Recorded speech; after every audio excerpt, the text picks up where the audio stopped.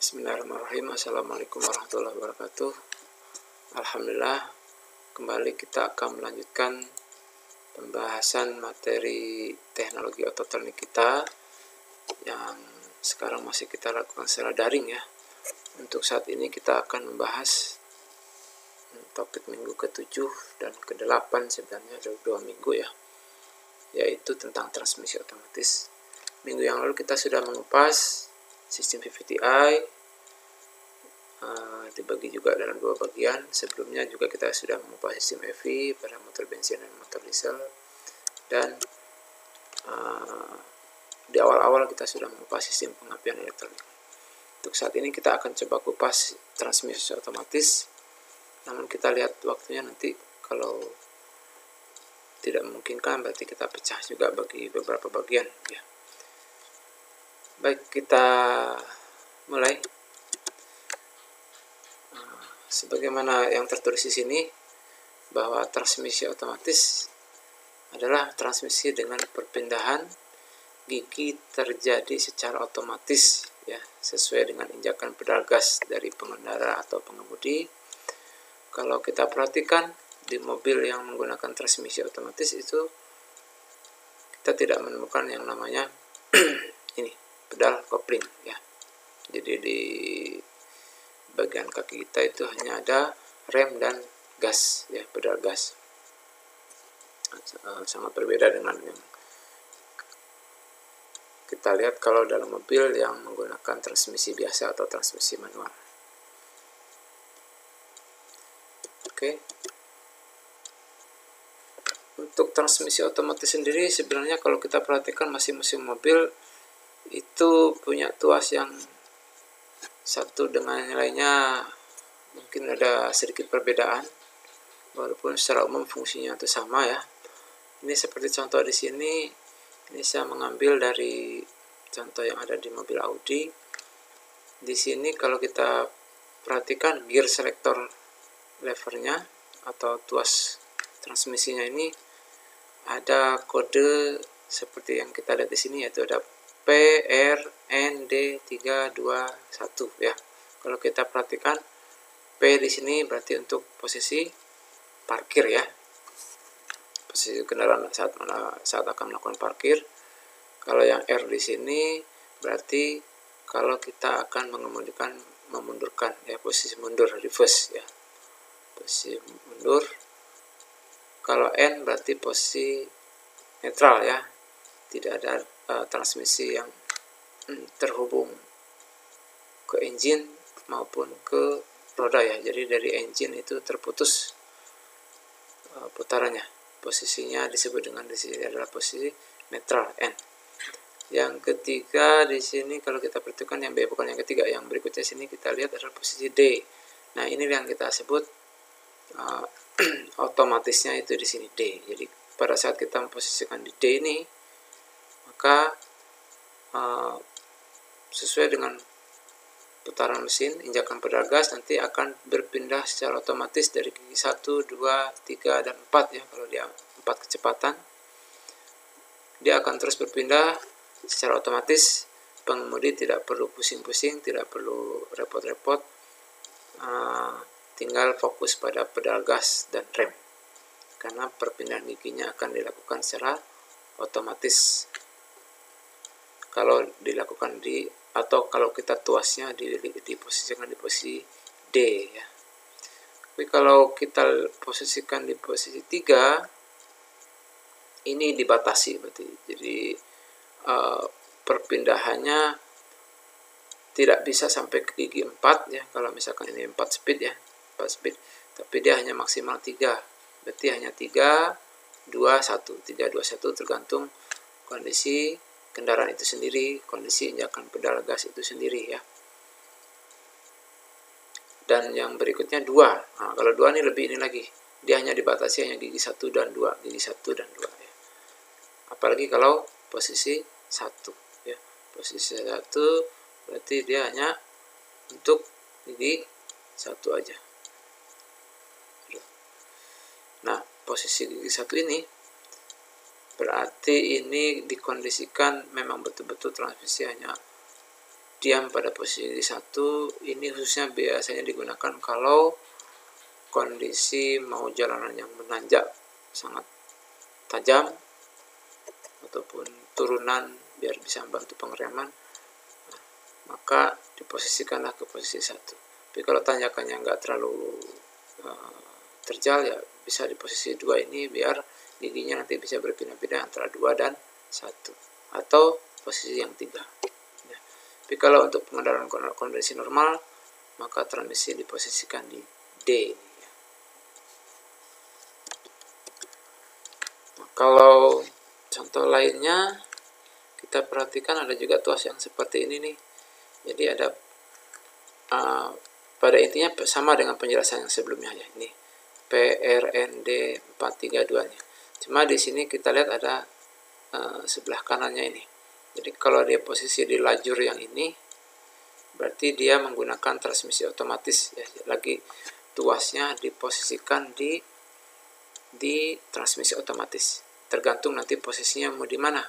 Mau PRND 432 dan sebagainya ya, tergantung kondisi jalan dan keinginan pengemudi.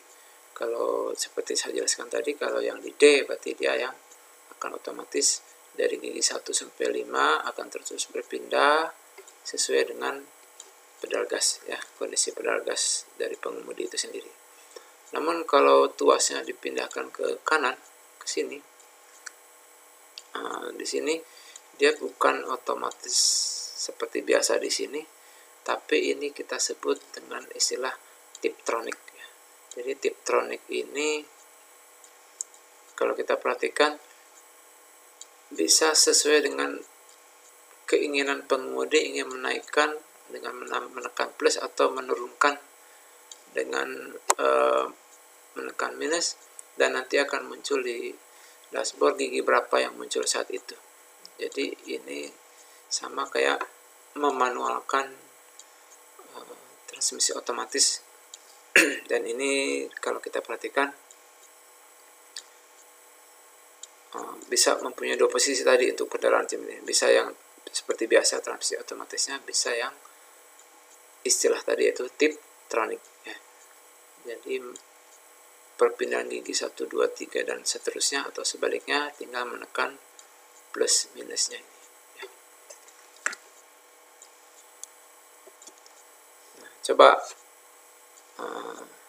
saudara pelajari secara mandiri ya istilah-istilah yang saya sebutkan tadi. Ada istilah Tiptronic, nanti ada juga istilah S-tronic atau Steptronic, atau ada juga Shiftronic ya pada transmisi otomatis. Silakan pelajari perbedaannya di internet, banyak ya, supaya Anda bisa membandingkan. Baik, kita lanjut.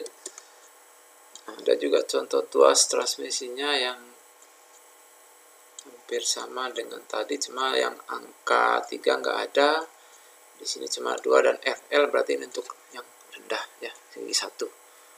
Ya, gigi 1. Jadi di sini kalau diposisikan L sama dengan memposisikan gigi 1, transmisinya tidak akan berpindah dan umumnya digunakan pada saat kondisi misalkan tanjakan yang curam atau yang terjal agar bisa diperoleh torsi yang atau tenaga yang maksimum. Namun di sini kalau kita perhatikan ada juga tombol ya. Ini saya ambil dari contoh mobil di Suzuki. Tombol di sini adalah disebut dengan overdrive switch. Jadi kalau di on kan overdrive-nya bisa aktif, tapi kalau di off kan maka transmisi tidak bisa overdrive ya. Sebagaimana kita ketahui di mata kuliah sistem pemindah tenaga, overdrive adalah kecepatan roda lebih cepat dibandingkan kecepatan mesin ya. Kalau 1:1 itu sama, tapi ini biasanya misalkan di mesin baru berputar 0,8 atau 0,7, di roda sudah 1 putaran ya. Jadi kita sebut dengan istilah overdrive ya. Nah, tuas-tuas tadi itu sebenarnya banyak ya. Jadi ya, silakan Anda lengkapi lagi contoh-contoh tuas transmisi tadi, produk A, produk B dan seterusnya, terus maknai kode atau lambang huruf dan angkanya tersebut ya. Jadi sebanyak mungkin supaya kita bisa bandingkan.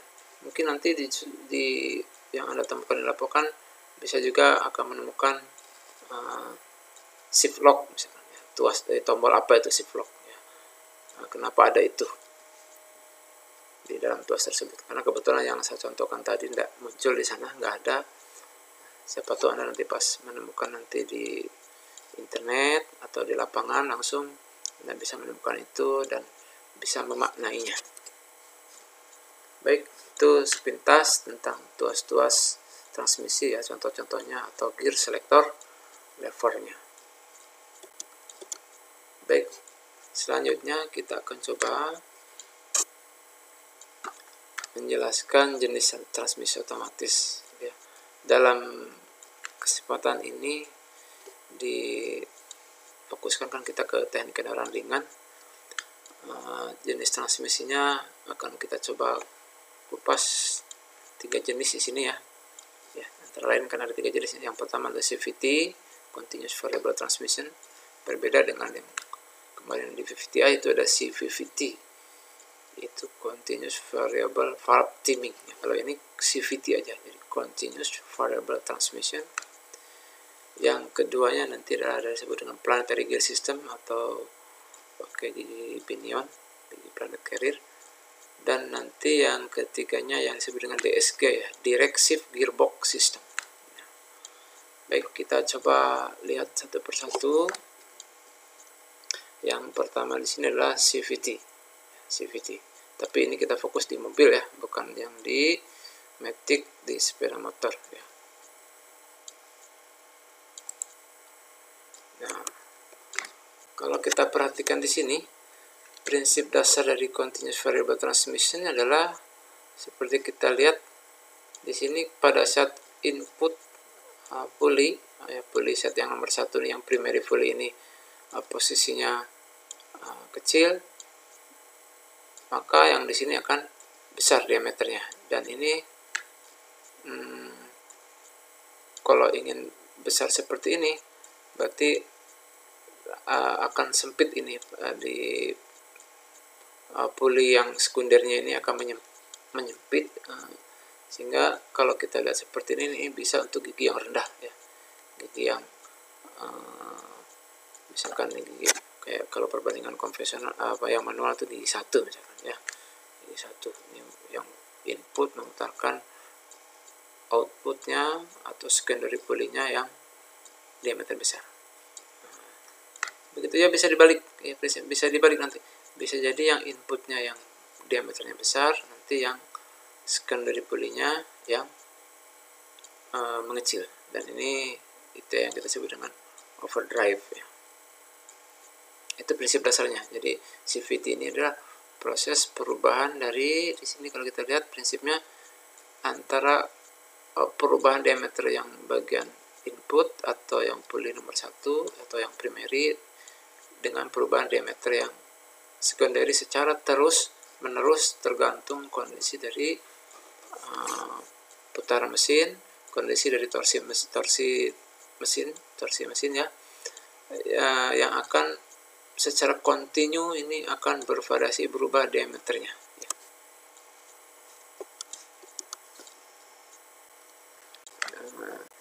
Ini saya ambil contoh dari ini ya, channel Learn Engineering. Di situ juga mungkin Anda bisa lebih memahami lagi, bisa di-download di YouTube. Prinsip tadi ini seperti kita lihat perubahannya antara, kita coba ulang lagi ya. Nah, dari diameter yang besar, yang depannya, yang inputnya, terus mengecil-mengecil sehingga terjadi gear ratio perbanding giginya seperti ini. Terus naik seperti ini sampai 2,4, 2,5 dan seterusnya. Jadi di sini kita lihat dari gigi maju ini bisa bervariasi dari kecil sampai gear ratio yang besar ya. Gear ratio yang besar tadi kecil kan kalau kita perhatikan dari 0, ya. Berarti kalau 0, di sini sangat-sangat kecil ya. Outputnya sangat diameter yang kecil, ini inputnya yang besar. Nah, ini untuk maju. Bagaimana kalau dia misalkan nanti untuk mundur ya. Untuk mundur maka harus ada rancangan di sini di bagian depannya dari puli tersebut ya, di bagian sininya. Kita nanti lihat selanjutnya.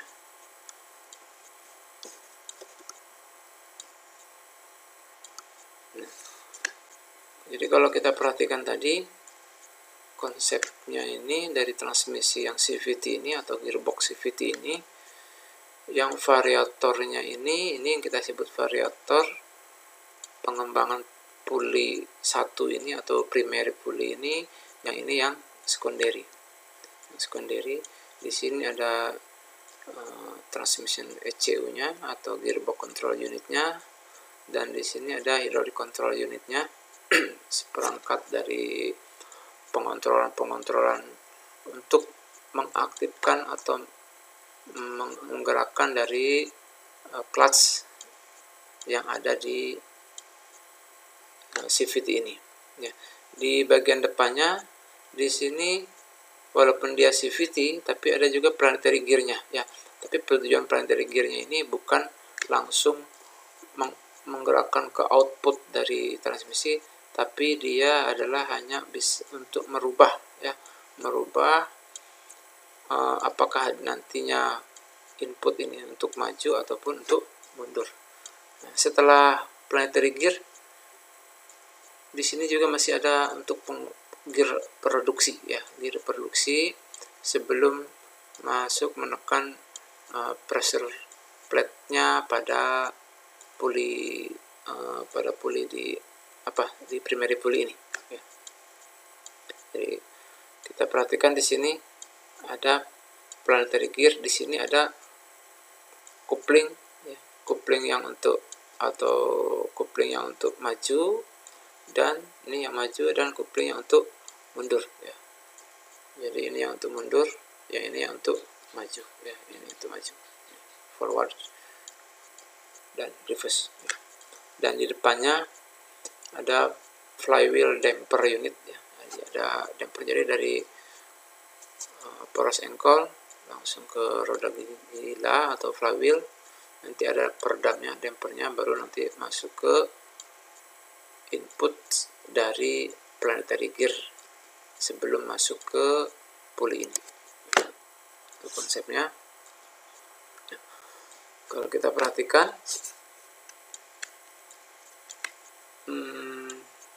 yang planetary gear-nya tadi di sini ada, kalau planetary gear kan insya Allah nanti pada saat penjelasan transmisi jenis planetary lebih detail lagi. Intinya dalam planetary gear kan berarti ada sun gear, planet pinion, dan ring gear setelah planet carrier atau pembawanya ya.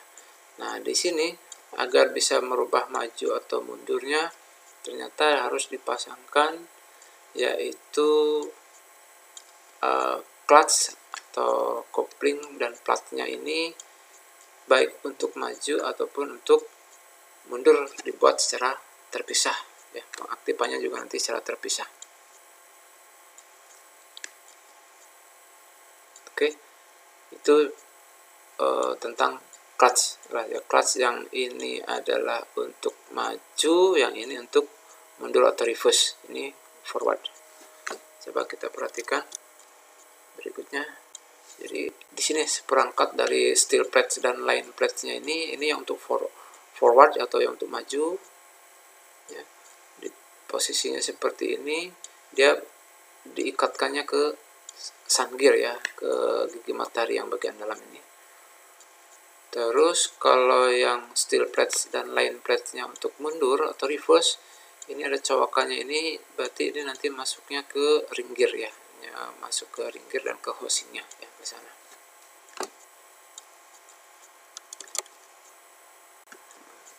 Kita perhatikan kalau ingin drive atau maju, berarti yang diaktifkan forward clutch-nya ya, forward clutch-nya yang aktif.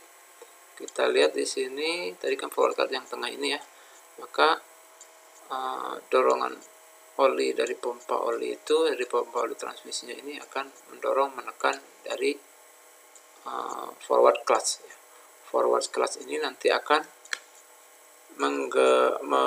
mengaktifkan berarti sun gear ya, sun gear dan planet carrier-nya langsung sebagai input karena dia terikat langsung ke sun gear. Maka terjadilah dia menjadi posisi transmisinya maju. Kita contoh seperti itu ya. Kita contohnya, jadi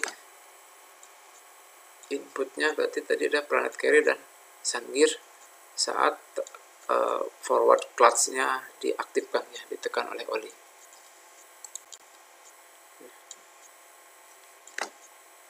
Kita lihat gambarannya seperti ini. Jadi ini yang steel plates dan line plates-nya tadi. Untuk yang forward ya, untuk yang maju ya. Maka apa yang terjadi kalau diaktifkan, dikasih tekanan hidrolik, maka akan maju ya, dia akan maju. Jadi kita bilang jadi untuk maju yang inputnya di sini berarti sun gear dengan planet carrier-nya ring gear ya, ring gear dengan planet carrier, ring gear dengan planet carrier-nya ya. Nah, ring gear dengan planet carrier-nya yang sebagai input, bukan sun gear ya, maka akan sama-sama berputar, dia akan menjadi maju. Oke, itu yang kalau forward clutch atau clutch untuk maju diaktifkan. Bagaimana kalau yang reverse atau mundur? Pada saat pengemudi menggerakkan tuas transmisinya ke posisi R, reverse, maka olinya ini masuk yang untuk menekan nanti ke yang reverse clutch-nya tadi ya, reverse clutch-nya, sehingga apa yang terjadi ya? Maka yang terjadi di sini adalah seperti contoh di sini, ring gear-nya jadi tertahan. Jadi ring gear-nya jadi tertahan. Karena apa? Bukan lagi input, karena clutch yang kedua kan cowokannya ini yang akan, kalau ditahan berarti dia akan, kalau dikasih tekanan akan menahan ring gear. Nah, kalau ring gear ditahan, apa yang terjadi?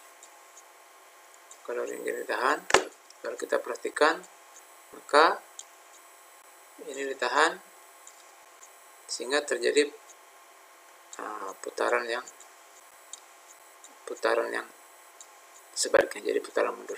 Di sini kita perhatikan bukan planetary carrier yang sederhana, tapi dia sudah menggunakan planet pinnya 2 ya, seperti ini. Coba kita perhatikan kembali, saat diaktifkan untuk reverse clutch, maka ring gear-nya akan tertahan, akan diam, sehingga putarannya menjadi mundur. Baik, kita lanjut ya.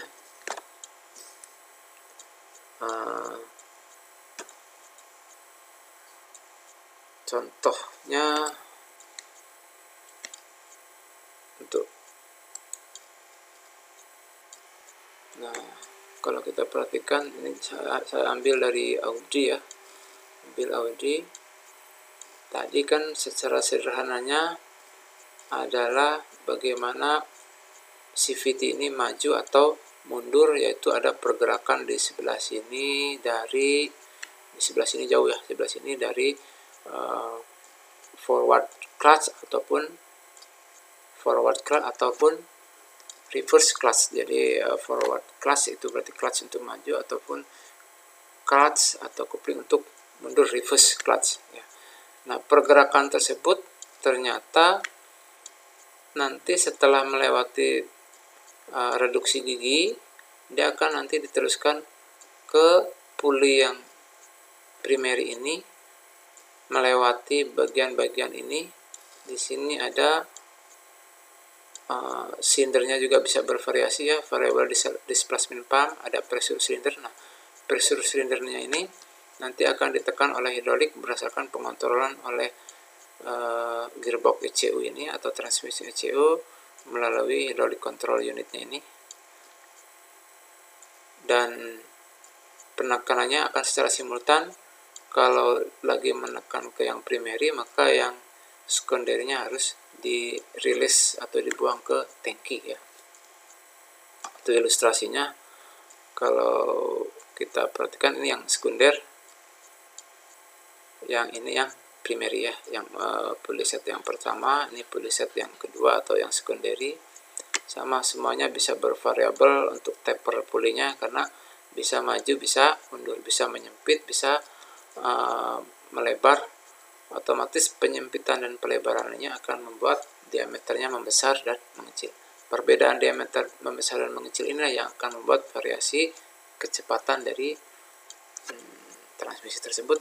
Dan kalau kita perhatikan tadi, berarti untuk yang CVT ini perpindahan giginya bisa sangat lembut ya, karena bisa terus secara kontinu bervariasi perubahan diameter input atau pulley yang primer dengan yang sekunder secara kontinu, tergantung dari kondisi dari torsi mesin yang dikirim oleh engine ECU, diambil datanya nanti oleh gearbox ECU atau transmission ECU tersebut. Nanti dia akan memerintahkan ke hydraulic control unit yang ada di sini bagaimana pengaturan olinya, seberapa besar tekanan untuk menekan yang primary ataupun yang secondary di sini. Contoh sederhananya adalah seperti ini. Ini tadi yang primer, ini yang sekunder, tapi ini diasumsikan harusnya ini kan sejajar seperti ini ya, sejajar di sini. Untuk memudahkan rangkaiannya, kita lihat di sini dibuat tidak sejajar, tapi kita perhatikan di sini. Di sini ada ini yang akan diatur oleh transmission ECU, solenoid yang di Audi ini namanya N216. Dia akan mengontrol terus. Di sini namanya control pressure ya, tekanan pengontrol ini berapa besarnya di sini. Inilah yang akan menentukan kalau kita baca di sini N12 ini akan mengontrol secara konstan sekitar 5 bar ya. 5 bar. Tapi di sini kalau kita perhatikan kalau arusnya tinggi maka akan menghasilkan tekanan pengontrolannya juga yang tinggi ya. Nah, di katup pengurang tekanan UF ini ya, itu dia akan mentransfer tekanan dari pompa oli ini yang sudah diatur sedemikian rupa berapa besar tekanannya, ini akan dikirim kemana? Akan dikirim ke displacement cylinder pada pulley 1 atau 2 tergantung dari control pressure tadi. Jadi bisa ke variable displacement yang ini ataupun ke variable displacement cylinder yang ini yang primer ataupun yang sekunder, tergantung dari pengontrolan dari control pressure. Misalkan ini kita contohkan di sini, ini lagi underdrive atau misalkan untuk gigi rendah. Kalau kita perhatikan di sini, kalau tekanannya sangat rendah terdeteksi di sini, kalau tekanannya tinggi ini ya, tekanan tinggi. Kita lihat di sini nih. Kalau tekanan lebih besar dari 2,2 bar ya, 2,2 bar, adjusting pressure akan tekanan yang sudah di setel tersebut akan ditransfer ke pulley set nomor 2 ya. Karena ini tekanan yang lebih dari 2 bar, ini kan kalau 2,2 bar berarti dia mampu mendorong ke arah kanan melawan pegas sehingga bisa bergeser ke kanan.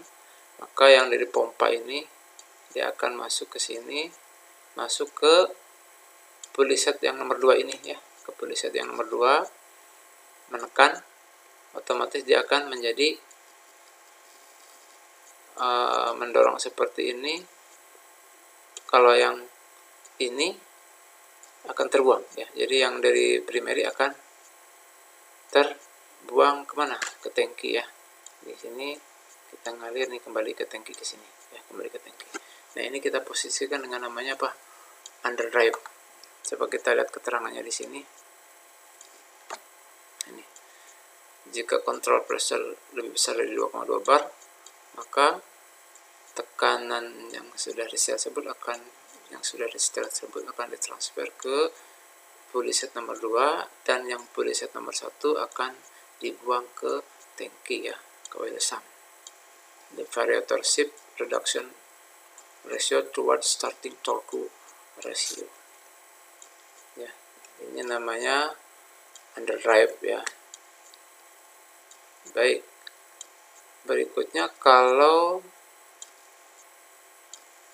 kebalikannya. Jadi kalau rendah ya, tekanannya di sini rendah, hanya 1,8, di bawah 1,8 bar, berarti pegas ini yang menang, geser ke sini, maka yang dari pompa ini dia akan ngalirnya ke sini ya. Mengalir kemana? Mengalir ke yang primer ya, mengalir ke yang primer. Terus kalau mengalir ke yang primer, menggeser dia siapanya jadi membesar ya, jadi membesar, dia mengalir yang ke primer, maka yang sekunder sini akan di-drain ke tangki. Nah, jadi kebalikannya. Dan ini yang kita sebut dengan overdrive. Nanti ininya akan besar tingginya, sedang yang ini akan mengecil. Maka ini yang kita sebut dengan overdrive tadi. Nah, inilah akan bervariasi ya. Jadi kalau di sini kita lihat antara 1,8 sampai 2,2 bar nih, kontrol pressure-nya akan menutup lubang oli ini. Nanti perubahan ini akan diatur oleh sistem lewat dari informasi dari torsi sensor ini, akan menggeser-geser si taper pulley-nya ini diameternya, sehingga akan otomatis terus berubah dari kecil ke besar ataupun dari besar ke kecil dan seterusnya. Dan selalu berkebalikan ya. Kalau yang pulley 1 lagi mengecil, maka yang sekunder pasti membesar diameternya. Terus kebalikannya, kalau ini membesar, maka yang sebelah sini yang mengecil. Sehingga tercapailah yang disebut dengan perpindahan gigi secara continuous atau secara terus menerus. Itu sepintas penjelasan kenapa ini bisa membesar mengecil ya. Jadi bisa membesar dan mengecil ini, itulah yang diatur tadi. Salah satunya ada pressure controlnya yang diatur oleh N solenoid 216 ini, kalau yang contoh di Audi, yang diatur besar berapa pemberian tegangannya ini, pemberian arusnya ini ya, oleh gearbox ECU-nya.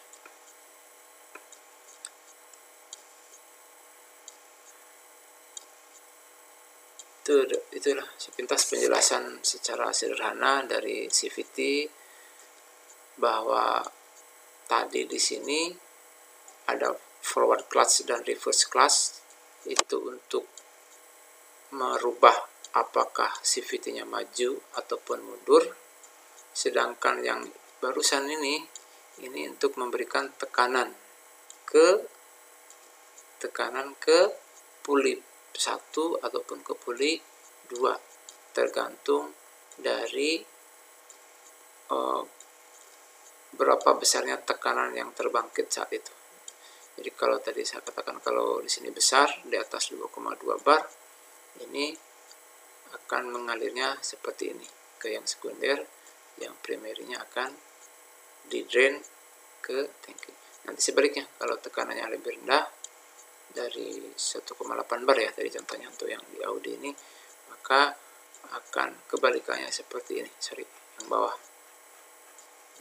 Dari mengalirnya inputnya ke primer, yang sekundernya akan dikembalikan ke tangki ya. Demikian tadi penjelasan sepintas tentang CVT. Kalau tadi adalah ini couplingnya, yang barusan adalah bagaimana dia bisa membesar dan mengecil ya.